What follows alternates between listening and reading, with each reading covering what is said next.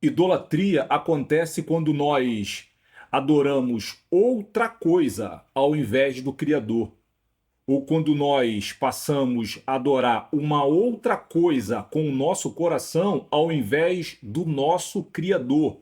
Um exemplo, quando nós passamos a adorar o conforto, quando nós passamos a adorar o dinheiro, quando nós passamos a adorar diplomas universitários, quando nós passamos a adorar a tradição dos nossos pais ou dos nossos avós, quando nós passamos a adorar a tradição da igreja, que é a tradição dos religiosos.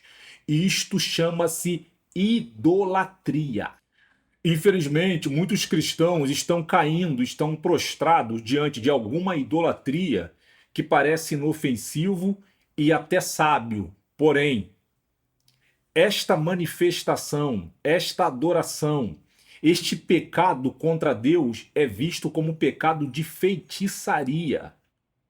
Esta prostração, esta idolatria, ela é mortal e errada para a vida espiritual.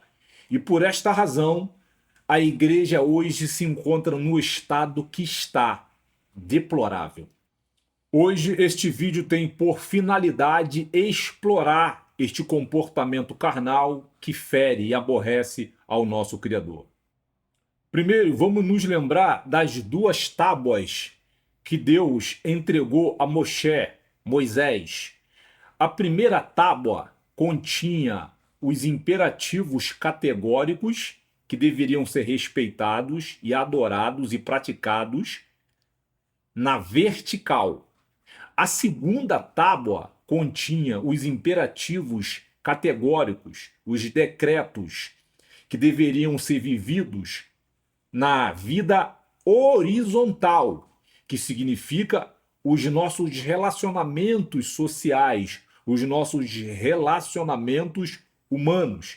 Então aqui está muito claro o que foi entregue a Moisés em cima do Monte Sinai.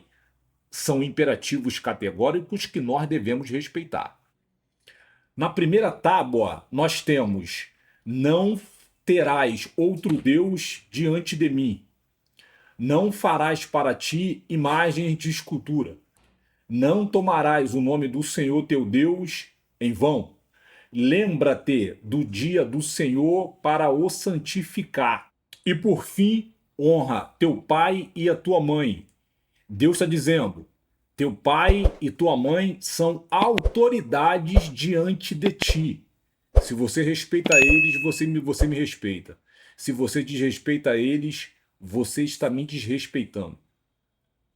Na segunda tábua, que é o imperativo categórico para uma adoração na horizontal, que significa os relacionamentos humanos, primeiro, não matarás. Segundo, não adulterarás. Terceiro, não furtarás. Quarto, não dirás falso testemunho contra o teu próximo. E por fim, não cobiçarás. A igreja está vivendo estes imperativos categóricos do Senhor, tanto na vertical quanto na horizontal. Eu gostaria de saber de você. Quando a gente entra no Novo Testamento, o Senhor Jesus é perguntado em Mateus 22, do 34 ao 40. Mestre, qual é o grande mandamento da lei? É impressionante a resposta do Senhor Jesus. O Senhor Jesus responde: amarás o Senhor, teu Deus, de todo a tua alma, de todo o teu coração e de todo entendimento, ou seja, o imperativo categórico na vertical. E ele deixa claro, tá? Este é o primeiro e o grande mandamento, porque é interessante, né? Quando você ama a Deus de todo o seu intelecto e de todo o seu coração e com toda a sua força, você deseja verdadeiramente. Você persevera para amar a Deus, independente das perseguições, das calúnias, das difamações, dos assassinatos de reputação, das dificuldades que nós enfrentamos no dia a dia. Não importa. nós decidimos amá-lo com todo o nosso ser. E aí vem o segundo grande mandamento, que é: amarás o teu próximo como a ti mesmo. E é interessante o segundo mandamento, né? Porque se você ama Deus acima de todas as coisas, você não vai ter dificuldade nenhuma para amar aquele cara que te persegue. Você não vai ter dificuldade nenhuma para amar aquela pessoa que fala mal de você ou aquele irmão que não é convertido. Entende como é que as coisas são muito mais fáceis quando nós verdadeiramente decidimos entregar os nossos corações ao Senhor Deus? E ele deixa claro, tá? Destes dois mandamentos dependem a lei e os profetas. O que nós estamos assistindo hoje, neste exato momento, já há década, né? A inversão dos imperativos categóricos de Deus. Infelizmente, a ordem que Deus entregou à igreja por meio de Moisés, ela está sendo literalmente cancelada. Na verdade, ela já foi cancelada, né? Qual foi o imperativo categórico das tábuas, mandamentos? Primeiro, nós vamos amar a Deus. E em segundo lugar, nós vamos amar os nossos próximos. E aqui, nos próximos, aqui estão os imperativos horizontais. E aqui dentro, neste mundo horizontal, neste horizonte intelectual horizontal, estão as coisas. Então você vê claramente que a igreja hoje, ela ama as coisas. Ela não ama o seu próximo. Ela não quer saber do seu próximo. Ela não está nem aí para o seu próximo. Na verdade, é como ela inverteu a ordem das coisas. Tu também estavas com Jesus Nazareno. Não o conheço, nem sei o que dizes. Este também estava com Jesus, o Nazareno. Não conheço tal homem. Verdadeiramente vós sois deles, pois a vossa fala vos denuncia. Não te vi eu no horto com ele? Eu não conheço esse homem de quem falais! Transformou tudo numa idolatria. Nós temos hoje uma igreja profana, nós temos hoje uma igreja devassa, nós temos hoje uma igreja prostituta e, consequentemente, todas estas aberrações têm origem onde? Na idolatria. É uma igreja idólatra e Deus vai cobrar por isto. Por que nós estamos diante de uma igreja covarde, uma igreja frouxa, uma igreja que afirma categoricamente que ela não pode ofender as pessoas? Quando ela diz que ela não pode ofender as pessoas, ela está dizendo que ela não vai pregar para você a palavra. Porque a palavra de Deus, para nós carnais, ela é ofensiva. A palavra de Deus, ela nos põe à prova. A palavra de Deus, ela nos constrange. A palavra de Deus nos confronta a largar o pecado. Então, por causa da quebra do imperativo categórico de Deus, a igreja, ela simplesmente achou mais conveniente pregar uma palavra que não está na Bíblia, o que é pecado de feitiçaria, o que é uma prostituição intelectual e espiritual.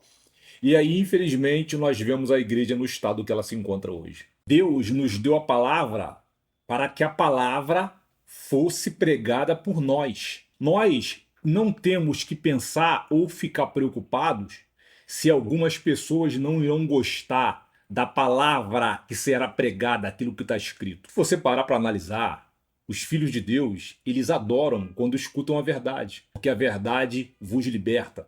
E conhecereis a verdade, e a verdade vos libertará. Quem odeia ouvir a verdade são os filhos de Satanás, aqueles que gostam da mentira, aqueles que gostam da trapaça, gostam da difamação, gostam da zombaria com o nome de Deus. Então, o que essa igreja devassa, essa igreja prostituta de hoje está fazendo? Ela está negando a verdade e pregando a idolatria, pregando a feitiçaria. Ela agrada os lobos, ela protege os lobos, dilacera as ovelhas, porque a Bíblia para essa geração ela é ofensiva. Veja, A palavra de Deus diz que é pecado de abominação. É um ato abominável diante de Deus dois homens se casarem. Em Gênesis 2, Levítico 18, 22, capítulo 20 e versículo 13. Você tem também escrito em Mateus 19, você tem também escrito em Marcos 10, você tem também escrito em Efésios capítulo 5 e você tem também escrito em Romanos capítulo 1, versículo 27. Nós temos que pregar a palavra, porque quando nós pregamos a palavra, nós estamos verdadeiramente tentando libertar as pessoas da mentira, dos laços malignos de Satanás. E desta forma, nós mostramos o verdadeiro amor de Deus. Eles também vão se ofender que a palavra de Deus diz que a vida humana é concebida no primeiro ato. Quando o espermatozoide fecunda o óvulo da mulher, ali tem vida. Salmos 139, Jeremias capítulo 1, versículo 5, Isaías 49 e Gálatas capítulo 1, versículo 15. Eles também vão se ofender porque eles não gostam de ouvir a verdade. Eles não têm prazer na verdade, mas eu tenho prazer na verdade. Eu tenho necessidade de me relacionar com a verdade. Se você me entrega a mentira, você acaba com a minha vida. A nossa função, o nosso ofício, não é ficar preocupado se as pessoas estão gostando de ouvir ou não o que a palavra está mandando você pregar. A nossa função é verdadeiramente permanecermos fiéis à palavra de Deus, porque nós sabemos que nós seremos resistidos. Se você está dentro da cultura do diabo pregando a verdade, você espera que os filhos das trevas venham te adorar? Venham adorar a sua pregação? Venham adorar a sua cultura? Eu acho que você ainda não entendeu verdadeiramente qual é o teu ofício nesse mundo. Você é filho de Deus. Você foi chamado para pregar a palavra. Você não foi chamado por Deus para fazer amigos dentro da igreja. É isso que você não entende. Deus te libertou das garras do inferno não para você fazer amigos dentro da igreja, mas para você pregar a palavra. Ponto final. Ponto final. Apóstolo Paulo falou: se possível, busque a paz com os homens. Nós queremos a paz. Nós amamos a paz. O problema é, estas pessoas que adoram a mentira, a trapaça, a idolatria, a covardia, a zombaria com o nome sagrado de Deus, eles não têm prazer na paz, porque não há paz neles. Só há paz em Deus, irmão.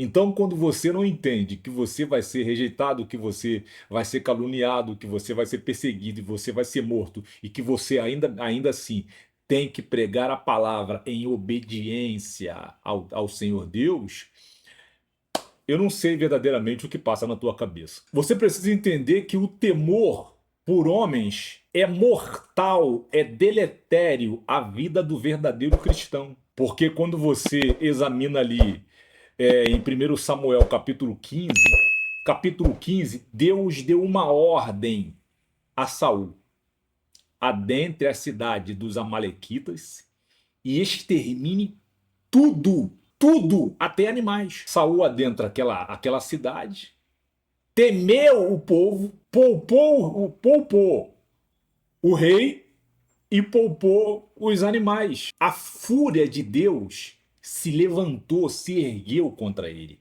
A ira de Deus ardeu.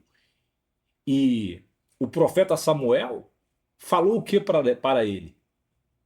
Desobediência. E o próprio profeta Samuel foi lá e executou o rei.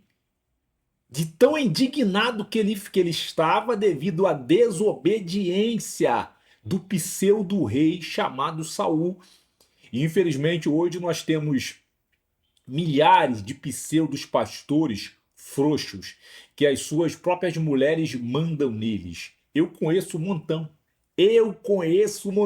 que estão aí dirigindo igreja, levando, enganando um monte de milhares de ovelhas de Deus. Estas ovelhas são culpadas? Sim, são culpadas. A escolha é sempre do ser humano. É você quem vai escolher. Deuteronômio capítulo 30, se eu não me engano, versículo 14. Escolhe, tu tem que escolher temer a Deus ou temer os homens. Porque quando você teme a Deus, você vence os homens. Por que que Jacó foi grandemente abençoado? O que que a palavra nos ensina na história do próprio Jacó? O texto diz que Jacó lutou com Deus e prevaleceu contra os homens. Olha que interessante. Nós só podemos prevalecer contra os homens ou contra qualquer sistema de governo se lutamos com Deus. E o que é lutar com Deus? É aceitar as suas verdades, é aceitar ser confrontado, é aceitar ser constrangido, é aceitar ser posto à prova, é aceitar passar pela moenda, é aceitar passar pelo vale de Beca, é aceitar ser provado para depois ser aprovado, é aceitar descer a casa do oleiro para ser esfregado por Deus. O termo esfregar vem de ungido. Você é ungido? Se você é ungido, você desceu à casa do oleiro e lá ele te deu um banho. Ele tirou as caracas que estavam impregnadas no teu corpo. Ele te libertou das amarras malignas da cultura dos homens. Ele verdadeiramente restaurou a tua vida por meio do seu poder, por meio da sua palavra, por meio da sua ousadia. Só assim nós iremos prevalecer contra os homens e contra qualquer sistema de governo, lutando com Deus e aceitando as verdades de Deus e pregando as verdades de Deus. De outra forma, irmão, nós perdemos. Nós perdemos. Se você acha que você está sendo sábio em não entrar em assuntos controversos, assuntos que você vê que a palavra está mandando você pregar, estudos que a palavra está exigindo que você pregue e você não quer pregar para... Você não pode magoar as pessoas, você não pode confrontar as pessoas, você não pode constranger as pessoas, você não pode colocar as pessoas à prova. O que você está fazendo? Você está em desobediência a Deus. Você é um idólatra. Irmão, em nome de Jesus, se liberta disto. Pregue a palavra como ela é. Escuta a voz do Espírito Santo falando com você. Pregue a palavra como ela é. E serás um bem-aventurado aos olhos de Deus. E não será tão aceito no mundo dos homens. Mas glória a Deus por isto. Queridão, você precisa identificar quais são as verdades que você está omitindo nas suas pregações, nos seus estudos, por causa do temor dos homens. São essas verdades que você vai pegar. Você não vai mais omitir. E você vai agradar a Deus e vai desagradar os homens. Glória a Deus pela tua vida. Nós, pastores, só não podemos esquecer que existem trocentas nuvens nos observando.